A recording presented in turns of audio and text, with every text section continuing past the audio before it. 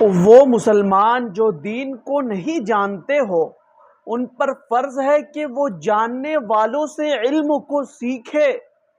علم کا سیکھنا ہر مسلمان مرد عورت پر فرض ہے، اور اللہ نے جسے علم دیا ہے اسے چاہیے کہ وہ للہ فی اللہ نہ جاننے والوں کو علم سکھائے۔ ہر شخص پر یہ فرض ہے کہ وہ اپنے پڑوسیوں کو دیکھے، اگل بغل والے لوگوں کو دیکھے، آس پاس والے لوگوں کو دیکھے۔